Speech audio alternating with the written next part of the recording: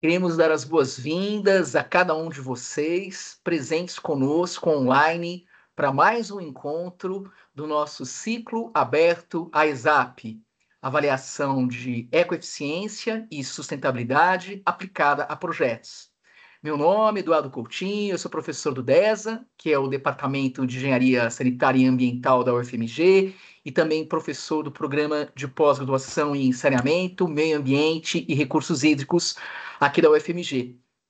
É uma alegria, um encontro mensal no qual temos a grande satisfação de trazer convidados muito especiais com temas de interesse geral da sociedade.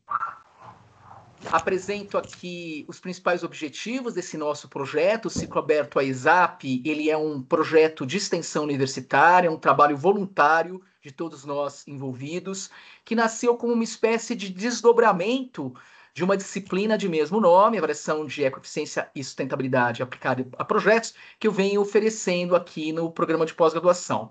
Em tela, vocês podem visualizar os principais objetivos, não é? Então a gente vem realmente consolidando esse espaço de interação da comunidade acadêmica com a sociedade como um todo, difundindo a temática da sustentabilidade para a realidade brasileira e contexto internacional, trazendo cenários dos mais diversos, contribuindo aí na formação de estudantes e também, né, produzindo um conteúdo audiovisual original e atualizado que é disponibilizado no canal do YouTube do projeto.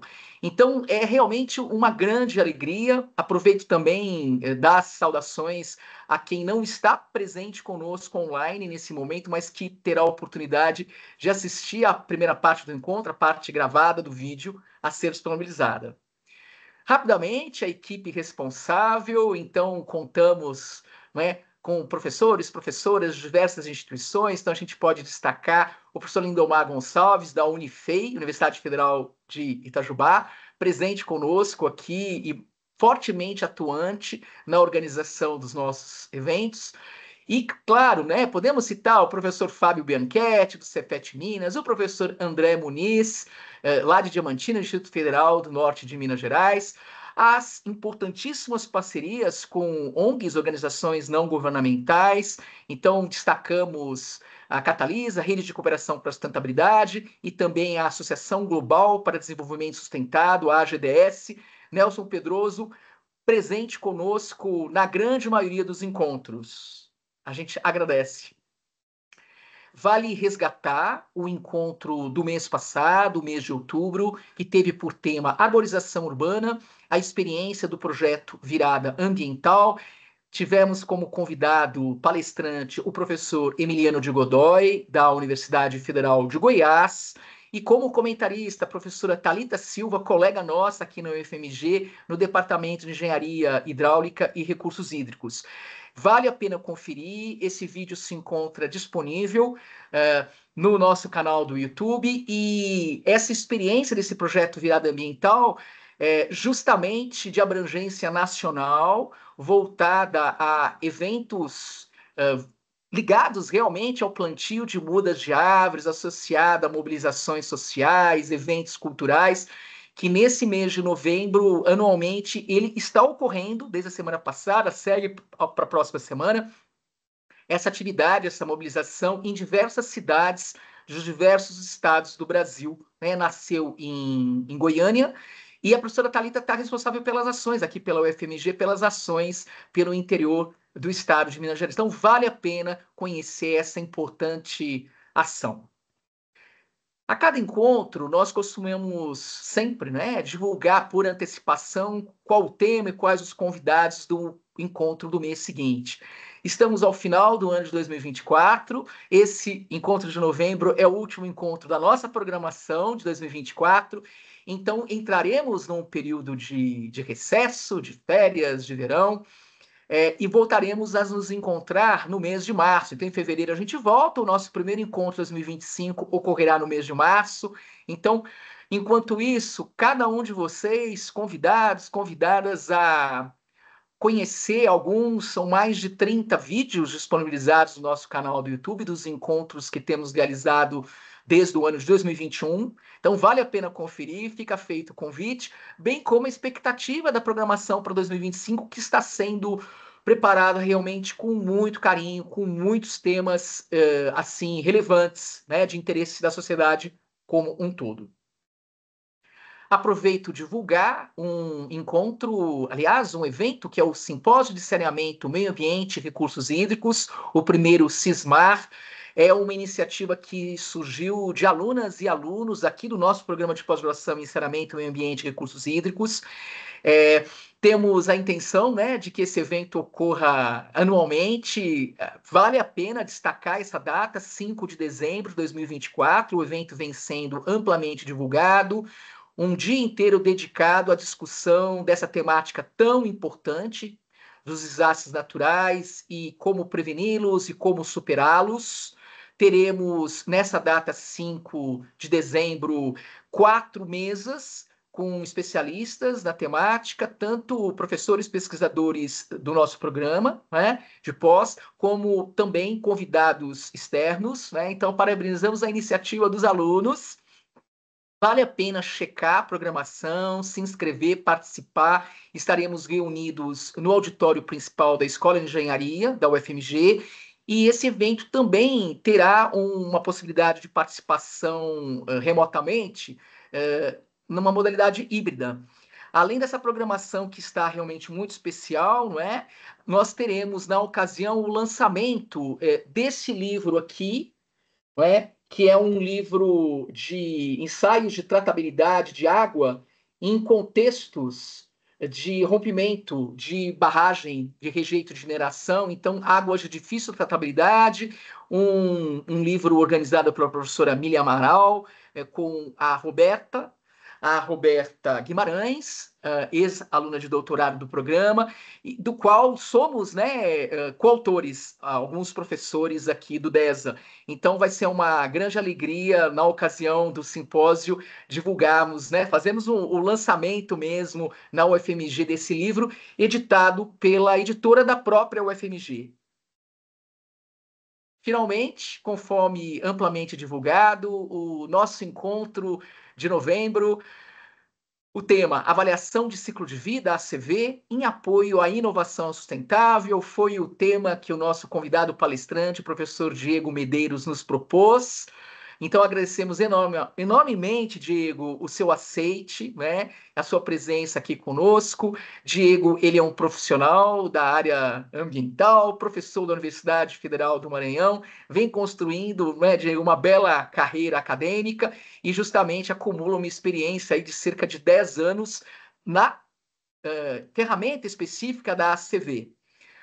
Como convidada também contamos com Manuela Guimarães, na função de comentarista, aluna de mestrado, desenvolvendo seu mestrado aqui no nosso programa de pós-graduação e justamente aplicando a ferramenta ACV no estudo de caso no setor de mineração. Portanto, teremos muita experiência para partilhar, né, sobre o tema no encontro de hoje.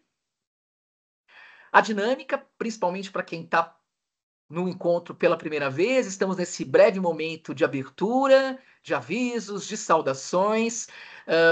Logo na sequência, eu vou passar a palavra para o nosso palestrante, professor Diego Medeiros, que terá aí um tempo em torno de 30 minutos, sem interrupção, para fazer a sua apresentação, explanar, né, sobre o tema. Na sequência, eu vou passar a palavra para a Manuela, como nossa comentarista, que terá um tempo aproximado de 10 minutos para tecer suas contribuições, certo? Suas considerações. Ao final das palavras da Manuela, nós encerraremos a primeira parte do encontro, iremos encerrar a gravação do vídeo, e isso é intencional, porque no segundo momento ficaremos totalmente à vontade, né, para interação com o público, que todas fiquem à vontade para contribuições, para trazerem suas perguntas, e a gente faz, na verdade, Diego, Manuela e eu fico no papel de moderação, uma espécie de bate-papo entre nós e com o público, normalmente experiências muito ricas. Ao final, eu procuro, de um modo muito simples, né, fazer uma breve síntese e um fechamento do encontro. Bem, Fica, então, o convite por meio desse símbolo do infinito, né? Essa letra do alfabeto grego eu venho utilizando há muitos anos para destacar a importância de estarmos presentes no aqui e no agora, no momento presente, que é o que de real e concreto existe, procurando evitar dispersar nossos pensamentos, ora para o passado, ora para o futuro, o desafio, né, da qualidade de presença, da inteireza de presença nessa situação de um evento online. Pois então, finalizo aqui essa breve abertura, passando a palavra para o professor Diego. Fique Muito à vontade, obrigado. Diego. Boa noite a todas e todos. Obrigado, Eduardo, pela apresentação. Né? E aqui eu vou compartilhar a tela. E imagino que você esteja me ouvindo bem. Qualquer dificuldade, só entrar em contato, né? Levantar a mão, se comunicar aí no chat, ou mesmo oralmente, né? Sim, Diego, fique à vontade de compartilhar sua tela, então. No momento está aparecendo várias telas. Você pode mudar a configuração para aparecer como tela única. Posso. Estou aqui buscando fazer isso. Agora sim. Perfeito, tá tudo certo. A palavra está com você, Diego. Ótimo. Então, pessoal, iniciar, né, essa fala aqui, né, sobre esse tema, que eu e Eduardo, a gente entrou nesse acordo de trazer essa discussão. O Eduardo até me comentou que já houveram alguns palestrantes nessa temática, então a expectativa é de agregar alguma coisa, né, e para aqueles que não tiveram nos outros eventos, né, aí talvez seja uma novidade, né, e aí, mas enfim, né, a gente pode explorar esse tema de várias formas. Justamente, Diego, o tema de ACV, né, aplicação, enfim, estudos de caso envolvendo avaliação do ciclo de vida, é um dos temas mais demandados pelo público, enfim, inscrito e que vem acompanhando o trabalho, né, esse nosso ciclo de encontros. Então, a gente procura mesmo, pelo menos umas 2 vezes por ano, trazer profissionais especialistas aí no tema, porque ele desperta grande atenção do público. Ótimo. Vamos em frente. Um sumário aqui da apresentação, né, que é que eu, assim, considerei para hoje. A gente conversar sobre o desafio da sustentabilidade, depois um pouco sobre inovação, depois ecologia industrial, depois a gente entra na CV, que é a avaliação do ciclo de vida, e por fim fala de inovação sustentável, né, que esse é o desafio aí. Então, inicialmente, vocês já devem ter ouvido falar sobre pegada ecológica, né, quando começou esses estudos ambientais mais amplos de cadeia de produção e consumo. E aí identificaram que na década de 70 foi quando o planeta não tinha assim recurso suficiente para atender às demandas de toda a população de forma sustentável, né? Então a gente passou disso, já passamos mais da metade dessa capacidade e o desafio é voltar, né? E vocês observam que o que mais contribuiu para isso foi as emissões de CO2 fóssil, né? Tá esse carbono aqui. Então, mais recente, a gente tem esses limites planetários, né, que tem sido discutido, né, aí a gente tem a zona de segurança aqui em verde e a gente já ultrapassou essa zona em várias categorias ambientais. Então, vocês veem aí novas substâncias, né, que estão sendo lançadas no ambiente, que são persistentes, causando vários danos, ciclo biogeoquímico, vários nutrientes, né, que estão fora de equilíbrio, né, estão produzindo mais do que a natureza já produz e esse excesso é um problema. Escassez hídrica, né? Então já sofre em vários lugares, mudança climática, um problema emergente que afeta várias outras categorias de impacto, a questão de biodiversidade, né, que a gente tem perdido muito, né, as funções e a diversidade genética das espécies. Então, assim, e mudança no uso da terra que tem a ver com biodiversidade, né, e tem a ver com carbono, que é a mudança climática. Então, realmente, a gente está numa situação de múltiplas crises ambientais no mundo e a gente tem que dar uma resposta a isso, né? Aí tem mostrado aqui algumas informações recentes que o problema ambiental tem sido a maior parte, né, dos desafios da humanidade. Então, vocês veem em verde aí 5 dos 10 problemas, né, que mais afetam a humanidade. Então, tá aí a importância, né, porque afeta várias outras atividades sociais, econômicas. Então, realmente a gente tem que cuidar desse problema. E aí vem a questão da inovação, né? Como resolver esses problemas, né? Fazendo a mesma coisa que a gente tem feito, Eu imagino que não, né? Então a gente tem que mudar a forma de fazer as coisas e a inovação é um caminho para isso, né? Para a gente se tornar sustentável. E aí o que é inovação, né? A gente tem que melhorar a forma de fazer as coisas, né? De um produto, um processo, né? Então tem várias formas de inovar, né? Então, em resumo, é explorar com sucesso novas ideias, né? E aí a gente tem inovações incrementais, né? Que parte do que já existe dá uma melhorada, né? Gradativamente. E tem outras que são disruptivas, né? Que são novas, não tinha nada igual antes, simplesmente muda, vamos dizer assim, um cenário, né? Enfim, uma nova tecnologia que entra em cena, que pode trazer muitos benefícios, como também, se não for usada devidamente, pode trazer novos problemas, né? E aí a gente tem um sistema de gestão da inovação, né? Tem uma norma para isso, e que orienta, né, a questão de visão, estratégia, política, objetivo de organizações, né, para, enfim, implementar essa inovação, né? Então, alguns princípios da inovação, né, são realização de valor, então, a gente está agregando mais valor, líderes focados no futuro, então, sempre pensando longe, né, e implementando isso no presente, a direção estratégica, então, você tem que se planejar para isso, né, a cultura, mudar a cultura da organização, né, que seja, exploração de insights, então, você gerar soluções para o seu negócio, né, e aí implementar isso, sabendo que, por mais que seja o mesmo setor, cada organização tem sua especificidade. Gestão da incerteza, então a gente está trabalhando num mundo cada vez mais incerto, né? Então, como administrar essas incertezas? Tem que considerar isso também. Adaptabilidade, então a gente sempre se adaptar às novas demandas, né? Então, é importante isso, né? A melhoria contínua. E a abordagem sistêmica é conectar as partes, né? Não trabalhar de forma isolada, porque uma afeta a outra, então vamos entender esse comportamento mais amplo.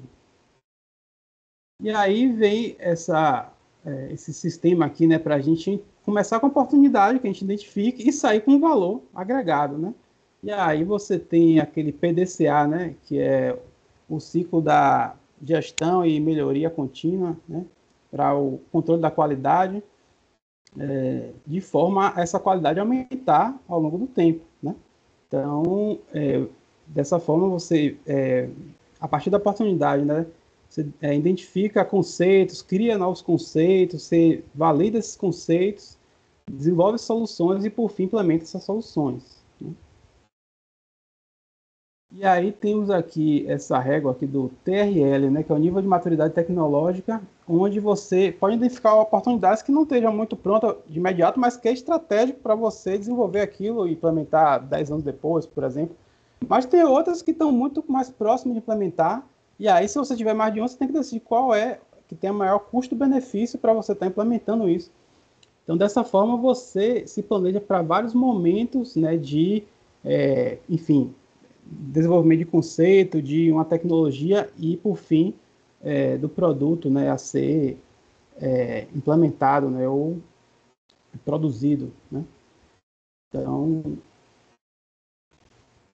eu trago aqui uma frase aqui, né, do Robert Aires, que é um dos pioneiros nessa área de ecologia industrial e economia ecológica, e ele diz o seguinte: os nossos sistemas econômicos e políticos não se concentraram suficientemente no desperdício físico e na poluição resultante do consumo e da produção.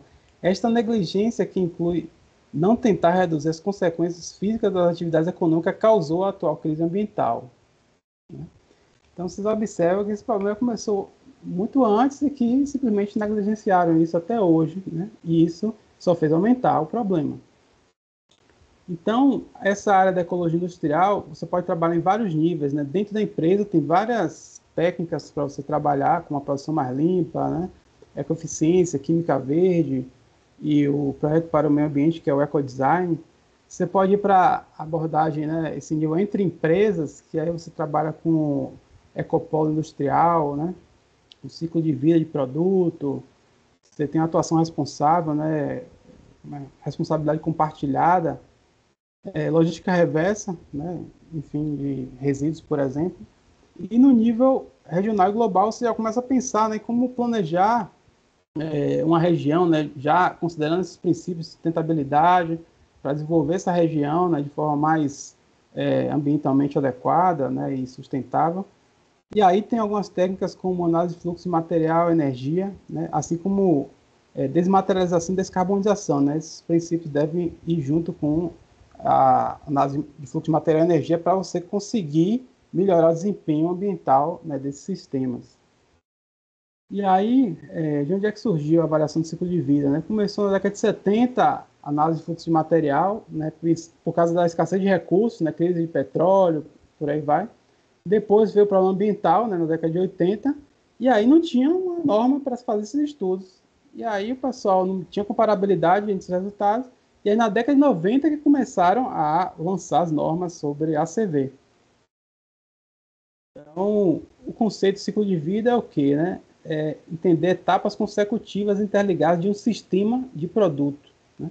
Então, aqui tem um exemplo onde você começa com a extração de recursos naturais, e aí vai, né, com a produção do produto, distribuição, uso, e o pós-uso, que pode ser um reuso, você pode fazer uma reciclagem, você pode simplesmente dispor isso, né, finalmente num aterro sanitário ou incinerar. Então, a ideia é entender todo o sistema de produto para a gente entender onde é que estão os maiores impactos, onde é que a gente pode atuar de forma mais com maior custo-benefício, né? E aí priorizar as ações, né? Então, esse é o pensamento ciclo de vida, quando a gente começa a pensar de onde é que vem o que a gente consome, para onde é que vai o que a gente consome, né? E com isso a gente começa já a ter condição de tomar algumas decisões, né? Porque, por exemplo, se um fornecedor seu consome menos insumo para produzir, né, enfim, né, um produto, enquanto o outro consome mais, né, logicamente que aquele que consome menos tende a impactar menos. Né? Então você já começa a ter informações para tomar decisão. E aí o problema é quando um fornecedor consome menos de um recurso e mais de outro, e vice-versa, o outro contrário. Qual é melhor? Né? Então, a gente tem que entrar com algumas análises, né, a mais para conseguir entender isso. E a chave do conceito ciclo de vida é evitar a subotimização ecológica, ou seja, você mudar o impacto de de um processo para outro nessa cadeia de produção e consumo. Né? Então, isso dá condição de a gente entender e evitar esse tipo de caso. Né? Então, aqui um exemplo da cadeia de produção e consumo de eletricidade. A gente tem desde a geração, né, transmissão, distribuição e consumo. Então, quando a gente começa a observar aqui, a gente vê que tem perdas, né? Tem perdas desde o potencial hídrico, que para ser transformada em eletricidade, né, tem algumas perdas. No caso da hidrelétrica, que foi 10%. Você tem perdas nesse caminho, né, devido a perdas técnicas, 11% no Brasil, né, e 6% de perdas não técnicas, totalizando 17%. E você tem várias chances de perda aí, né, dos equipamentos que você usa a eletricidade. Então, dessa forma, você tem como planejar onde é que eu posso atuar aqui para aumentar essa eficiência energética. Né? Você pensar que você saindo de energia hidráulica, indo para termoelétrica, que a perda já é para 70%, né, da energia do combustível em eletricidade. Então, você imagina o problema, vamos dizer assim, do ciclo hidrológico que está sendo afetado e está sendo necessário ativar a termoelétrica fóssil e, né, o que isso afeta a matriz energética do país, por exemplo. Então, a gente começar a entender essas questões para saber como decidir melhor em cada processo de uma cadeia de produção e consumo. E aí vem a norma de avaliação de ciclo de vida, né, que já foi atualizada uma vez, então, por isso que é a referência mais recente, né, mas essa série da ISO 14040, né, que tem as normas de ACV, e aí serve para você estimar aspectos de impactos ambientais, né, de produto, serviço, processo, entre outros. E aí você tem essas etapas, né? Primeiro você define o objetivo e o escopo do que é que você quer avaliar. Depois você vai coletar os dados necessários, né, dos aspectos ambientais. Depois você vai cruzar isso com métodos de impacto para você entender o quanto que cada aspecto afeta um tipo de impacto, como a gente viu mais anteriormente, né? Foi aquela parte das categorias ambientais, dos limites planetários, né? Então, a gente fazer essa conversão, né? E, por fim, a gente interpretar, né? Para saber se o resultado está consistente, né? Se está atendendo às expectativas iniciais, para a gente poder terminar o estudo, né? Então, assim, um estudo desse tem certezas, né? E aí eu considero que é uma foto, né, turva ainda, mas é melhor do que estar no escuro, né? E no futuro a ideia é que a gente chegue numa foto nítida. E assim, tem duas formas de trabalhar com avaliação de ciclo de vida. A chamada atribucional, que é quando você avalia um sistema de produto em si, e a consequencial é quando você considera que aquele sistema de produto pode afetar outros sistemas de produto, né, outros setores da economia, e, portanto, você quer entender esse efeito, né, de quanto que eu mudar a matriz elétrica do Brasil vai afetar o impacto ambiental dos demais setores, né? Então, eu trabalho da forma consequencial. Mas, para chegar na consequencial, tem que fazer uma atribucional, e, portanto, é o que mais é feito, né? Então, tem referências aqui para quem quiser estudar um pouco mais sobre a consequencial. Então, aqui está mostrando a série de normas de ACV, né? Então, desde a década de 90.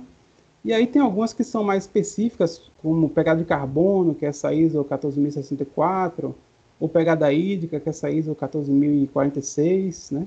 Tem outros que são de exemplos, então tem várias normas aí para usar. Aqui a gente chega nas fases da CV, né? Então, basicamente essa estrutura de 4 fases, onde você tem a primeira, que é a definição de objetivo e escopo, depois vai para a análise de inventário, avaliação de impacto e interpretação. Você observa que a interpretação conversa com várias fases, né? Porque a gente tem que estar interpretando, né, o que a gente está fazendo, para ver se está ok, né? E assim avançar o estudo. E as utilidades são desenvolvimento e melhoria de produto, né? Você pode já fazer uma CVD do produto na forma de projeto ainda, né? Fazendo simulações. Você pode planejar estrategicamente uma política pública ou uma entrada de um produto em um contexto que já tenha políticas públicas que considerem um ciclo de vida, né? E marketing, por exemplo, para você ter um diferencial competitivo no mercado, né? Entre outras. E aí você tem a primeira fase aqui de definição de objetivo e escopo. Então, o que é feito nessa fase? Então, a gente tem definição de aplicação pretendida. Para que a gente está fazendo a CV? Será que faz sentido fazer um estudo de ciclo de vida para o nosso caso? Será que não tem outra ferramenta melhor? É o momento de questionar isso para realmente saber se a CV vai ser útil para o seu caso, né? As razões, né, para conduzir esse estudo, e aí você justifica por que você está interessado, o público-alvo, para quem que você quer comunicar esse estudo, né? E se você pretende comparar os resultados. Por que isso?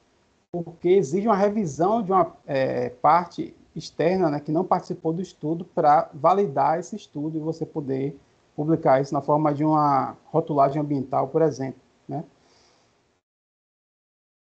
Então, aqui como escopo, a gente tem vários itens de escopo, né, que vai definir o projeto de ACV.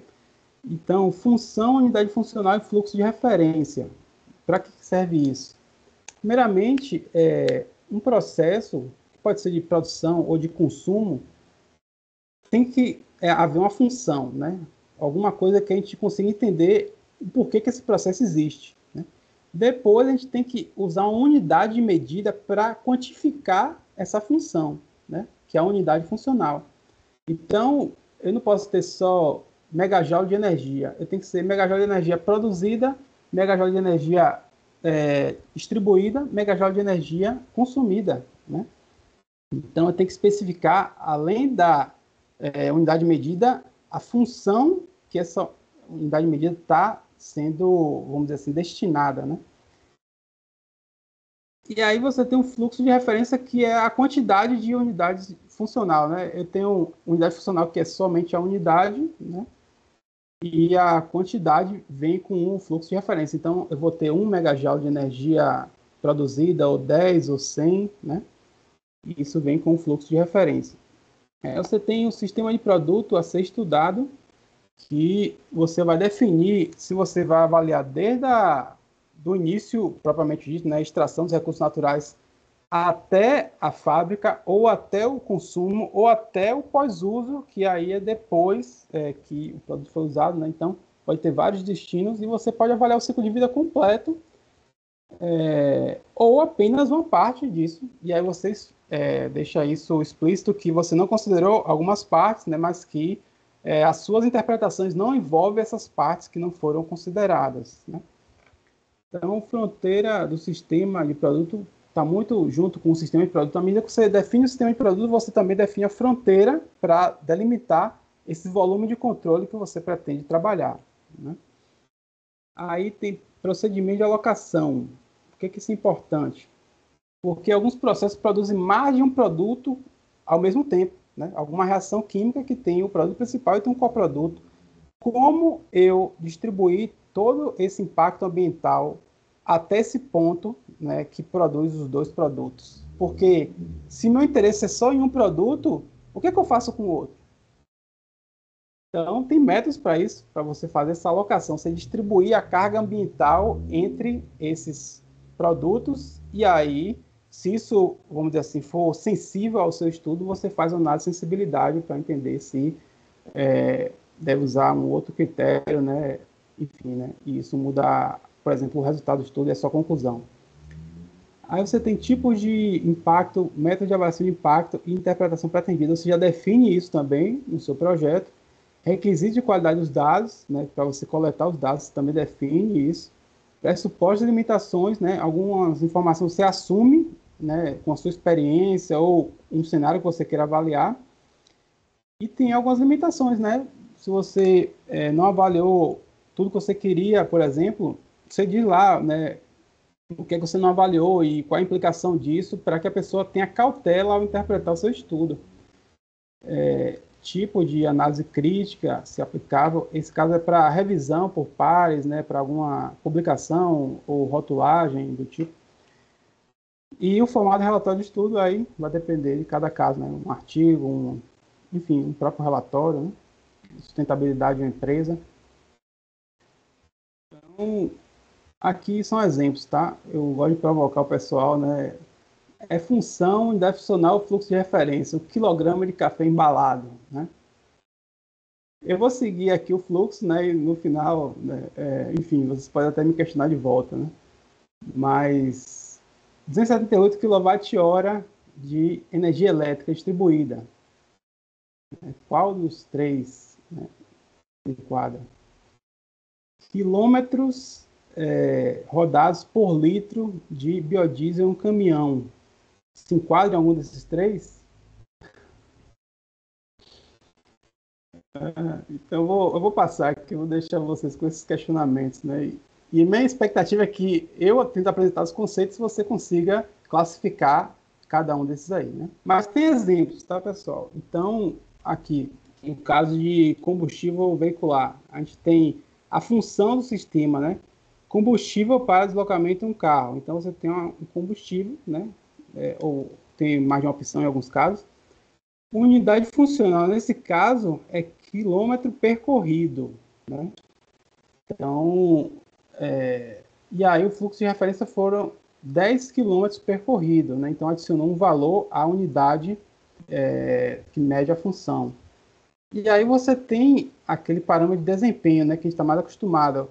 Quantos quilômetros por litro o carro faz, né? Com cada combustível. Aí você tem, dependendo do combustível, faz mais ou menos, né? Para gasolina e álcool aqui. Então, eu não posso comparar o carro usando 1 litro de cada um desses combustíveis, porque desempenham funções diferentes, né? Vão ter de diferentes quilômetros percorridos. Então, o que eu faço com isso, né? Para comparar os mesmos 10 quilômetros percorridos, eu vou ter que usar diferentes quantidades de combustível, né? E eu uso um outro fluxo de referência para atender o meu primeiro fluxo de referência, né? E aí eu consigo comparar os dois na mesma base, né, de referência, né, para a mesma função. Aqui é mostrando a fronteira do sistema, que você pode, como chamam, né, no jargão da CV, do berço ao portão, né, começando da extração dos recursos até a fábrica que produz o produto, do berço ao local de uso, né, indo um pouco mais longe, né, até, por exemplo, canteiro de obra, ou pode ser outro uso, né, produto, e do berço ao túmulo, indo até o pós-uso, nesse caso, disposição final. Mas se você tiver uma reciclagem, por exemplo, um reuso, é do berço ao berço, né? Porque não vai sair do ciclo, vai voltar. Então, tem essas terminologias. E aí, análise de inventário. Então, o que é essa fase da CV? É a coleta de dados para quantificar entradas e saídas, basicamente, dos processos que envolvem o seu sistema de produto, né? E isso já apoia a tomada de decisão. Tem estudos que só vai até o inventário e ciclo de vida, não avança para a parte de impacto, né? Isso já é interessante. Então, você tem aqui um processo, né, com entradas de matéria-prima, enfim, energia, e aí você tem saída do produto e tem perdas no processo, né, para o ar, para a água ou resíduo sólido. Então, tudo isso tem que ser considerado no balanço de massa e energia de um inventário de processo. E onde conseguir esses dados? Eu posso medir em campo, né? Posso fazer uma coleta para analisar em laboratório, né? Posso usar questionários para enviar para fornecedores, para preencher, né? Conseguir esses dados. Eu posso usar modelos que eu entre com um insumo e me dê as emissões, né? Porque imagina se eu tiver que analisar essas emissões, normalmente são análises mais caras, variam muito. Tem modelos que já fizeram isso, né? Já validaram e, portanto, são muito úteis. Literatura, né? Eu posso usar de algum estudo semelhante para preencher alguma lacuna de informação. Base de dados também, né?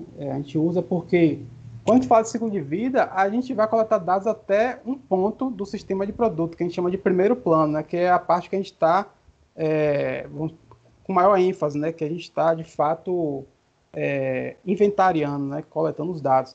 Mas tem fornecedor do seu fornecedor, né? Desde o começo, né? De extração de matéria-prima. Mesmo que você comece na extração de matéria-prima, você demanda eletricidade, você demanda transporte, você demanda outros insumos que a gente usa isso da base de dados, né, para completar o inventário de ciclo de vida. A gente chama inventário de segundo plano. E aí você pode qualificar esses dados, né, para depois considerar alguma variabilidade no resultado. E aí você tem as bases de dados para esses estudos, né, como essa CICV Brasil, que é uma base brasileira que está em construção, mas assim, o pessoal tem usado isso em outras bases de dados, mas não que a gente tenha essa base de dados funcional ainda para usar nos softwares, né? Pelo menos eu não vi até recentemente. Eu baixei essa base de dados e instalei no software, só que aí eu vi que faltavam conexões, né? Porque não está completa funcionalmente. Então, mas já está servindo para vários estudos, né? Você pode já usar alguns dados dessa base. A EcoInvent, muito utilizada, tem inventários para o mundo todo, né? O Brasil tem vários inventários. Essa Environmental Footprint serve para um programa de rotulagem ambiental europeu. Eles estão querendo unificar isso lá, né? Tinham vários programas e aí isso estava causando confusão, cada um usando um critério diferente. Eles falaram, não, vamos fazer uma base de dados que vai servir para os estudos serem comparáveis, né? O SLCI, né, é uma pública americana dos Estados Unidos, mas alguns softwares cobram para fazer a implementação, né? A AgriFootprint, essa é do setor do agronegócio, né? Tem inventários para vários lugares do mundo. Essa AgriBalaise é francesa, também do agronegócio. É pública, está disponível você baixar, mas demanda de uma outra base de dados para você completar os dados, porque o setor do agronegócio consome insumos de outros setores, né? Então, aí você tem que comprar uma licença extra para fazer essa utilização. O SDA dos Estados Unidos para o agronegócio. Então, são essas bases de dados voltadas a inventário de processos, mas tem algumas que utilizam fluxos monetários e aí atribuem, vamos dizer assim, fatores genéricos, né, de como chama, demanda de recursos, né, emissões, e aí fazem estudos também, né, são estudos macro normalmente, enquanto essa base de processos é um estudo micro, né, que vem em maior detalhe, né. Por exemplo, nessa estatística o pessoal usa o mesmo impacto para qualquer produto de um setor, né, por exemplo. enquanto essa de processo é mais desagregada, né? Então, mas, enfim, tem gente que trabalha de forma híbrida, é outra possibilidade que vem a, enfim, a disponibilizar o uso. Aí, depois que a gente faz esse inventário do ciclo de vida, a gente já pode identificar o consumo de energia acumulada ao longo de uma cadeia de produção e consumo, né? Consumo de matéria-prima acumulada ou auxiliares, né? Ou resíduos acumulados, né? De vários processos envolvidos em um sistema de produto. Então, a gente já começa a ter possibilidade de interpretação e tomada de decisão, né? Mas, se não for suficiente, a gente segue adiante, vai para a avaliação de impacto, que aqui vai ver o quanto que cada aspecto ambiental é relevante para um problema ambiental, por exemplo, né? E aí essas três grandes categorias você pode utilizar: esgotamento de recursos naturais, saúde humana e impactos ecossistêmicos, né? Ou qualidade ambiental, alguma coisa relacionada.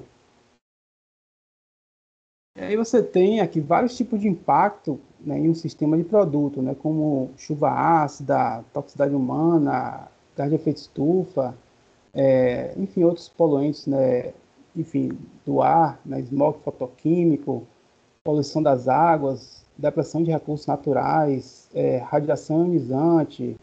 Você pode pensar em perda de biodiversidade ou serviços ecossistêmicos, até poluição, como é que chama? Sonora, né? Tem gente que considera, e depressão da camada de ozônio. Então, esses vários impactos podem acontecer de forma simultânea em um único processo, tá, pessoal? Então, aqui é só mostrando que tem toda uma cadeia de produção e consumo, mas pode ter vários impactos em um único processo. E aí, essa fase de avaliação de impacto tem algumas etapas, né? Como classificação, caracterização, normalização e ponderação. Na classificação, identifica-se qual fluxo está relacionado com qual categoria de impacto. Na caracterização, você quantifica isso, né, atribuindo fatores de caracterização, e essas duas são obrigatórias. Mas a normalização e a ponderação são opcionais. Apoia a interpretação, onde você pode somar os impactos de diferentes categorias e entender se o total de um produto é mais ou menos impactante do que outro, né? E ainda assim, você pode ponderar, dizer, mas tem categorias que para uma região é mais importante do que outra, e aí usar esses pesos, né? Aqui um exemplo mostrando o inventário, e aí você tem essa classificação inicialmente, né? Cada substância relacionada a uma categoria ambiental. E aí tem vários métodos para fazer essa caracterização do impacto, né? Aqui eu destaco um que é o IPCC, né? Que tem aqui o GWP, onde o CO2 é a referência, e você tem outros relacionados ao CO2 que são mais estufa normalmente, né? Por isso que são cada quilograma de uma outra substância é muito mais, vale com 27 kg de CO2 equivalente no caso do metano, né?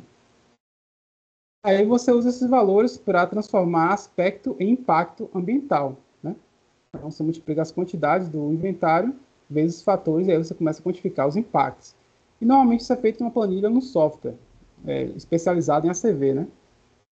Então, aqui mostrando vários métodos de avaliação de impacto e pacote que tem mais de uma categoria de impacto, né? E cada categoria tem o seu próprio método.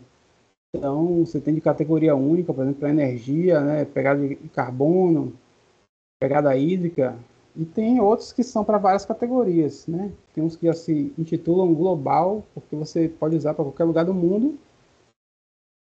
E aí você tem vamos dizer assim, essas etapas, né, para você sair do inventário para o impacto, né? Então, você está aqui com os aspectos, né? E aí depois você quantifica os impactos, que pode ser de ponto médio, né?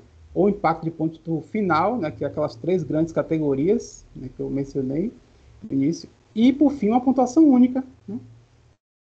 Então, interpretação, aí a gente vai entender, né, se esse estudo fez algum sentido e usar algumas técnicas para interpretar melhor esses resultados, limitações, né, recomendações, e aí tem análise de consistência, né, balanço de massa, energia, cenários que a gente pode estar propondo a partir do cenário base, sensibilidade, né, para a gente verificar se algum parâmetro mudando, isso vai mudar muito o resultado. Variabilidade, por exemplo, para saber se a qualidade dos dados vai afetar muito a sua confiabilidade, né, a sua, vamos dizer assim, diferença estatística, né, entre os valores.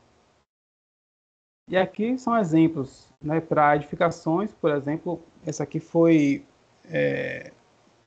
multihabitacional, apartamento de alto padrão, depois tem apartamento de interesse social, casa de alto padrão e casa de interesse social. Você observa que normalmente os apartamentos têm menor impacto do que as casas, né, porque tem aproveitamento simultâneo ali, né, de algumas partes da estrutura, mas você observa que a parte de uso da edificação, que aqui considera energia e água, basicamente, é o que mais impacta, né, ao longo de toda a vida útil da edificação. E aí a gente tem para combustíveis, né, biocombustível ou combustível fóssil, qual impacta mais? Normalmente pensa que o biocombustível é menos impactante porque é renovável, mas não é só isso. Se você desmata para produzir biocombustível, você perde um estoque de carbono que não se renova e aquilo ali também é impactante. Foi o caso aqui da soja brasileira, né, deu um alto impacto. Quando você pega o etanol, que já produziu muito naquela área, mesmo tendo desmatado no início, isso reduz muito o impacto. Aqui mostrando o carro elétrico, o carro a combustão, né, com combustível fóssil. Se a eletricidade vier da fonte suja, impacta quase o mesmo nível, né? Mas se você vier da matriz mais limpa, aí sim você tem um ganho significativo. E mostrando a questão da eletricidade vindo de várias fontes, né? E aí você tem aqui as fósseis, né, maiores impactos, né? Aqui a média mundial, e aí você tem as renováveis, né, com esse potencial menor, a nuclear está aqui também. E aí você vê que a hidrelétrica tem uma alta variabilidade, né, mas a média tende a ser baixa a emissão, né? E aqui você vê que tem emissões diretas e de ciclo de vida, né, mostrando que em alguns casos, no caso da fóssil, a maior parte é direta, e das renováveis você tem que avaliar o ciclo de vida.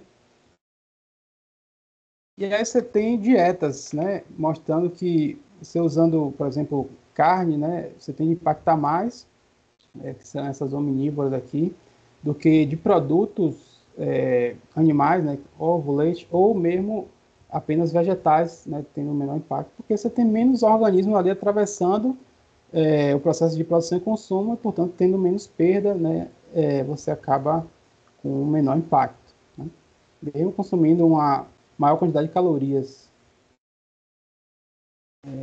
E aí você, depois que faz um estudo desse, você tem que propor melhorias, né? Só o diagnóstico não é suficiente. Tem que depois, né, ter alguma medida para a gente ver se isso realmente vai melhorar ou não. E aí você decide, né, a partir de uma discussão, né, o que é mais interessante você propor para avaliar o impacto dessa proposição. E aí, essa questão abrangente da CV, né, também é uma limitação para a gente conseguir os dados, enfim, né, então tem que simplificar muita coisa, né, e fazer com que tenha em mãos, né, porque se alguém não fizer, quem é que vai melhorar o que não tem ainda, né? Então, e aí tem essa questão do tempo também, né? Alguns estudos já passaram-se o tempo, mudou-se o processo, isso tem que ser atualizado. Você tem a questão de um estudo de ACV, né? Normalmente leva um tempo significativo, então você tem que dosar o custo-benefício desse estudo, né? E aí também não decide tudo, né, sobre um produto. Você tem que considerar desempenho técnico, custo, aceitação social, política, né?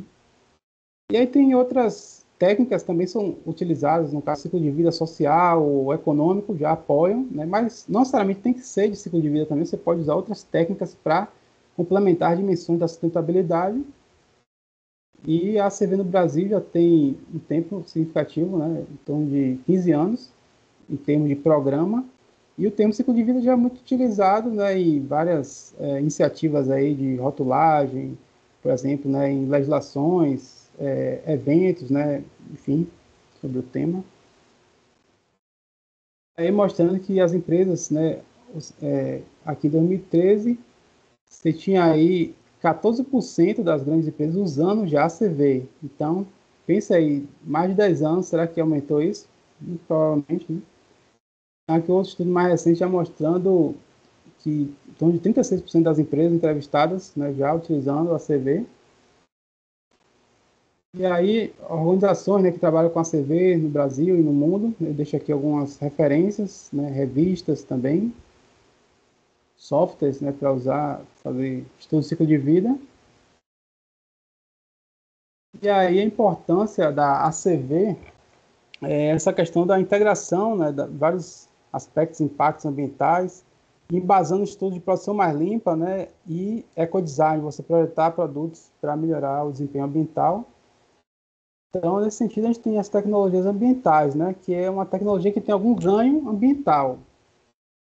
E aí você pode classificar entre aquelas que vão remediar o meio ambiente, aquelas que vão estar monitorando o meio ambiente e aquelas que vão evitar algum impacto ambiental, né, de forma preventiva.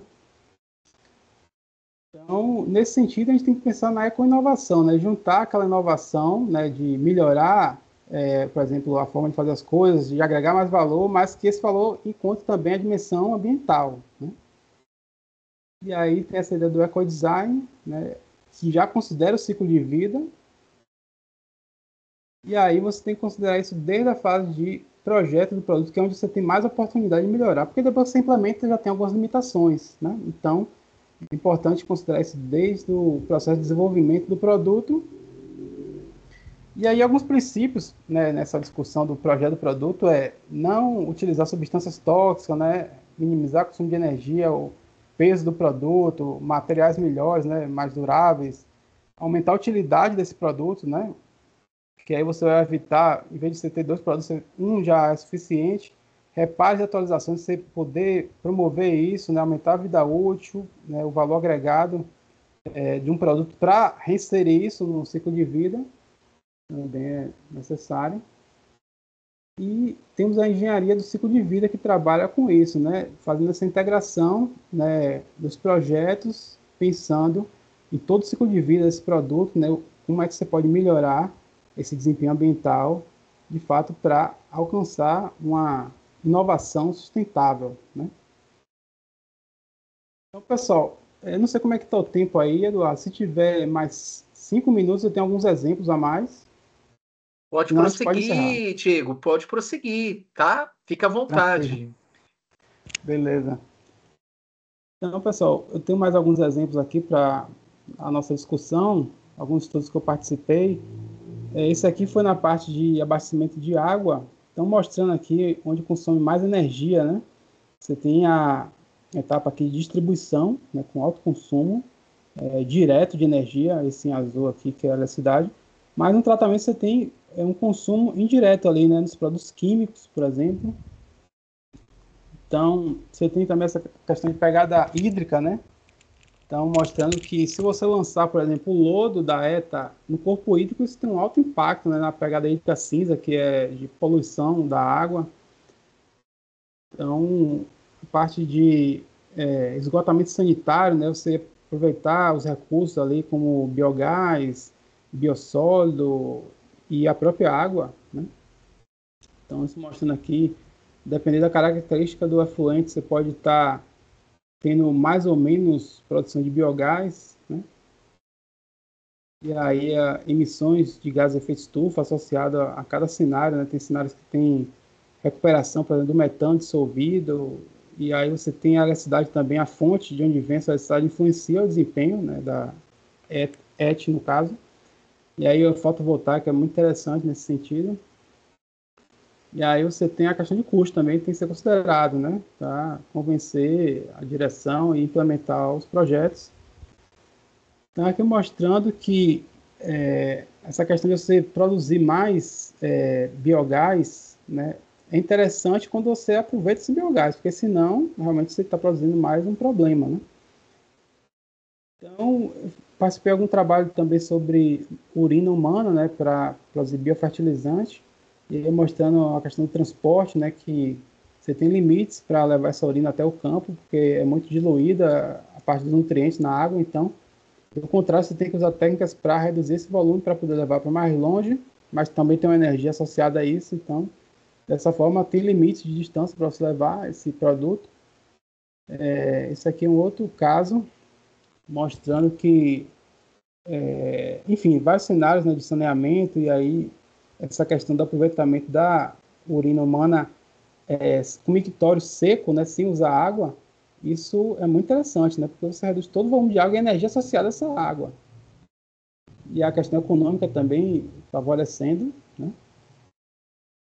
A questão de resíduo sólido, a gente pensar aí vários cenários de municípios brasileiros, onde você aproveitar esses recursos, né, você deixa de estar produzindo esses insumos de uma forma que é muito mais impactante do que aproveitando o material residual. Então, são esses créditos aqui que estão sendo gerados. Isso para energia, pegada de carbono. Questão de algas também, né? Emissão de gás de efeito estufa, mostrando vários cenários aqui com diferentes matrizes elétricas para produzir essas algas. Esse aqui foi para cenoura no semiárido, mostrando que produção mais limpa ajuda os impactos ambientais, né, a diminuírem. Então, muito interessante, vários impactos foram reduzidos. Questão de imóveis, né, você mostrando aí o que mais impacta na produção dos painéis, transporte, e aí você pensa em estratégias para reduzir esses impactos. Aqui a indústria gráfica mostrando, assim, a gente apontou que no final o melhor cenário da indústria gráfica é não ter o rótulo, né? É você simplesmente ter um QR Code fixo que o rótulo você pode atualizar eletronicamente. Aí, nesse caso aqui, foi para tecido, né? Mostrando várias formas de lavagem e isso influenciando os impactos ambientais, né? Então, questão de máquina para secar realmente tem um impacto significativo. A questão de ferro-gusa aqui, né? Então, a gente fez vários cenários para avaliar esse desempenho ambiental. Usando biocarvão para reduzir impacto. E aqui eu mostrando que mesmo produzindo no Brasil, levando para outros países, pode ser mais competitivo do que aqueles países que têm uma matriz suja, né, para energia. E aqui, por fim, já terminando, faltam dois, a parte de pás eólicas, né? Então, a gente viu as perdas de produzir uma pá eólica, e isso sendo utilizado em parques eólicos com diferentes fatores de capacidade, mostrando como você pode reduzir o impacto, né? Pensando em todo o sistema eólico, onshore, já fazendo estimativa para o offshore. E, por fim, aqui é a parte de habitação, né? Então, a gente pensando que você tendo habitações, o mesmo projeto, né?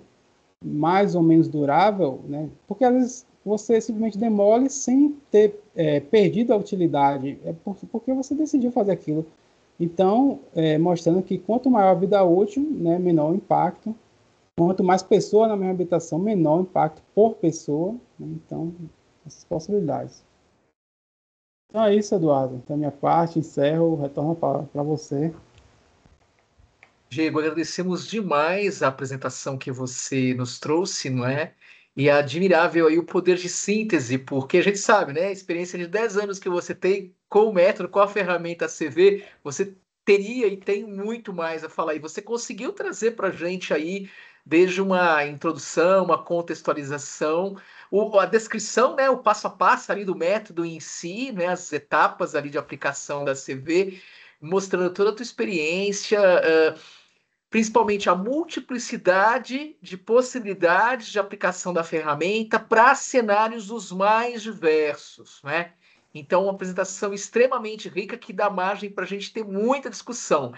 Vale a pena destacar para o pessoal presente que teremos um momento mais na frente, logo mais à frente, não é? Então, podemos guardar as nossas perguntas, nossas contribuições, que teremos aí uma discussão e um bate-papo certamente extremamente rico. Muito bem, Diego. Eu não tinha na abertura falado, né, do seu mini CV, né? Eu fiz uma apresentação bem breve, porque o seu mini currículo ele foi, enfim, encaminhado, né, junto ao material de divulgação, né? E é realmente muito bacana essa abordagem que você trouxe relativa a essa concentração mais abrangente da ecologia industrial, não é? Da qual tudo isso deriva, enfim, a gente vai ter oportunidade de falar mais à frente a respeito disso. Então, diretamente agora, eu vou passar a palavra para Manuela Guimarães, engenheira química, graduada aqui pela Escola de Engenharia da UFMG e que justamente está desenvolvendo um mestrado, né, uma pesquisa de mestrado conosco, aplicando a ferramenta CV para o estudo de caso no setor mineral. Manuela, você tem então aí em torno de 10 minutos, fique à vontade para tecer seus comentários, deixar suas contribuições. Muito agradecido mesmo pelo seu aceite também ao nosso convite. A palavra está com você. Muito obrigada, eu que agradeço, professor, pelo convite, e muito obrigada, Diego, também, muito interessante. Eu tive a oportunidade antes de ler um pouco do seu trabalho publicado também.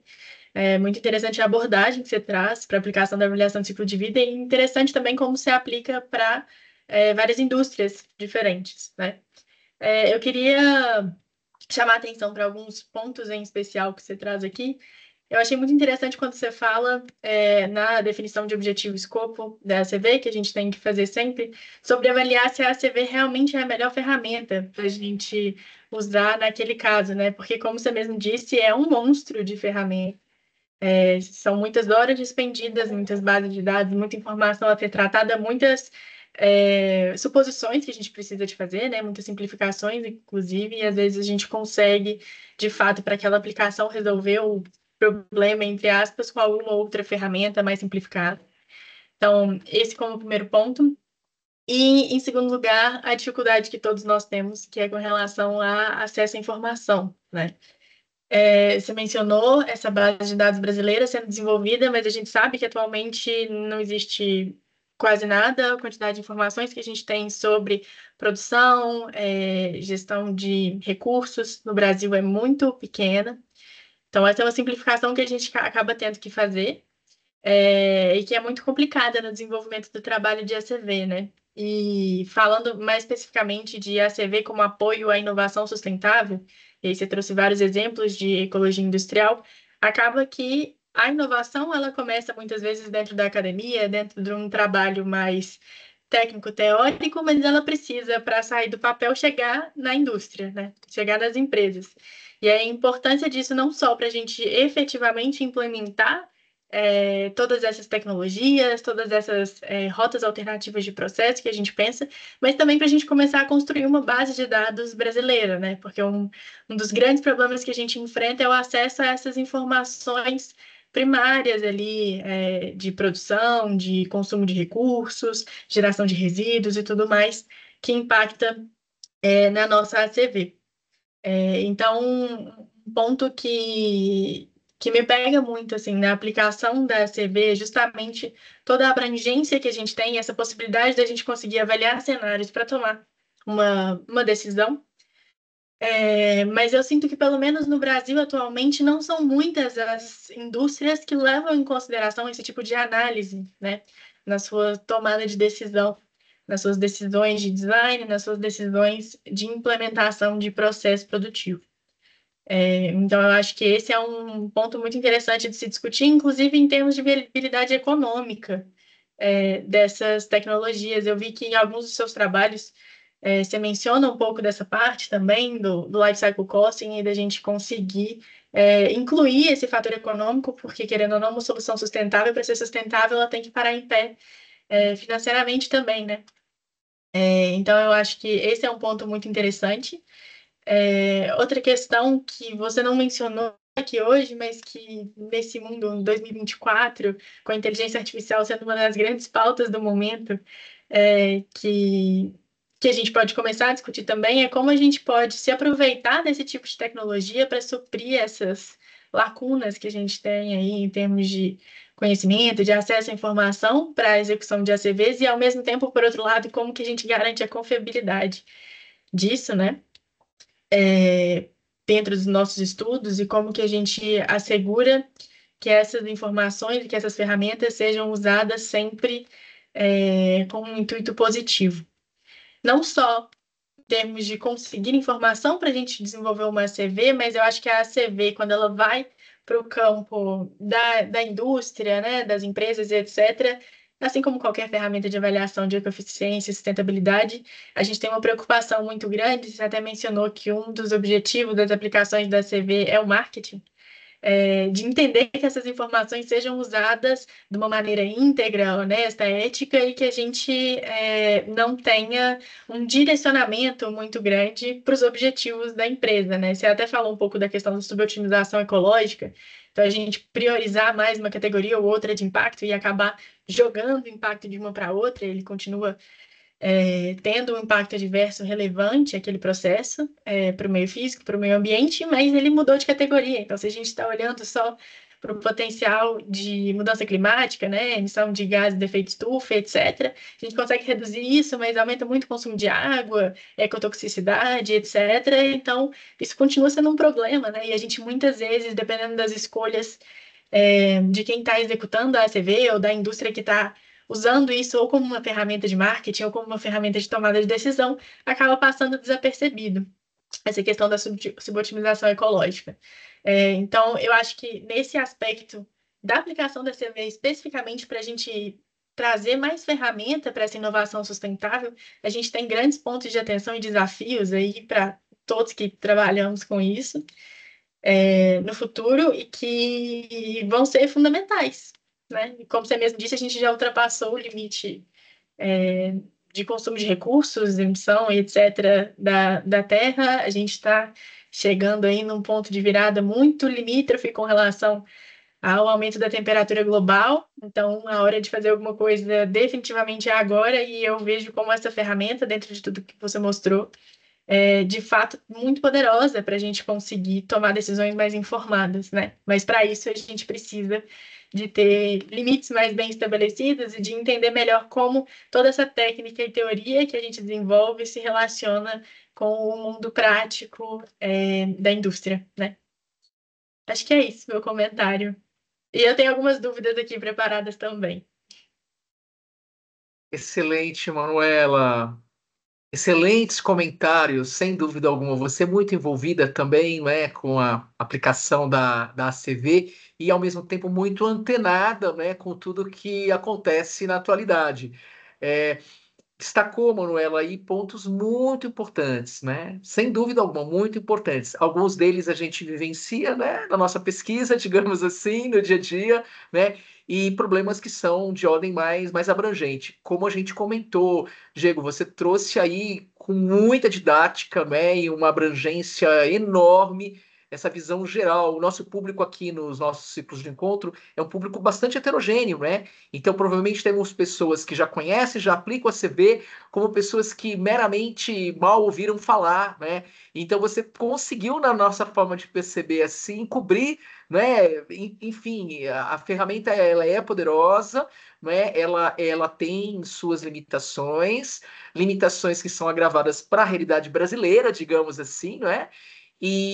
Sobretudo, no atual contexto de crise generalizada que vivemos, né, aí é um grande dilema civilizacional, né? Até que ponto realmente a gente pode se aprofundar na utilização dessas ferramentas, né, para tomada de decisão, e são decisões cruciais, eu diria, né, no atual momento presente. Sinto minha vontade de comentar também, muito alinhados estamos, né, Diego, a sua forma de abordar a temática, a aplicação da ferramenta e outras que você citou ao longo da sua apresentação, com o que a gente discute, né, também aqui na UFMG, seja com turmas da graduação, seja com as turmas da pós-graduação, né, esse desafio todo. Bem, Diego, a gente vem mantendo contato, né, nesses últimos anos, muito por conta da Rede Brasileira de Tecnologias Limpas, da qual você também participa, não é? E a organização, né, e realização desses eventos anuais que a gente vem fazendo, que é o Workshop de Tecnologias Limpas, em conjunto com a Jornada de Tecnologias Limpas, então junto com o pessoal da Universidade Federal da Bahia, o pessoal da Unicinos. Então é sempre uma satisfação grande manter e nutrir esse contato, alegria, né, de voltar a contar com a tua presença aqui nesses nossos encontros, agora como palestrante.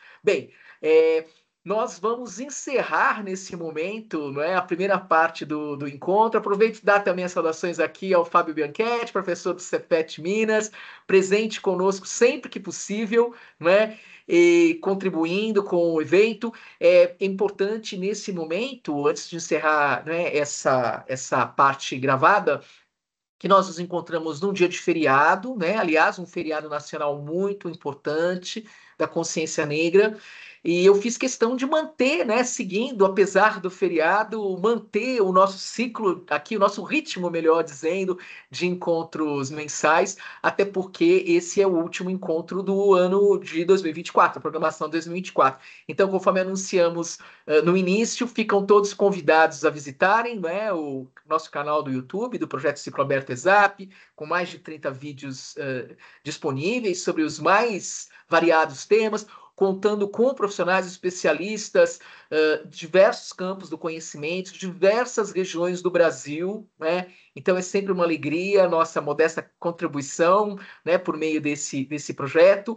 E finalizando aqui, né, aguardemos a programação que a equipe já está preparando para 2025, né, com mais temas e mais convidados.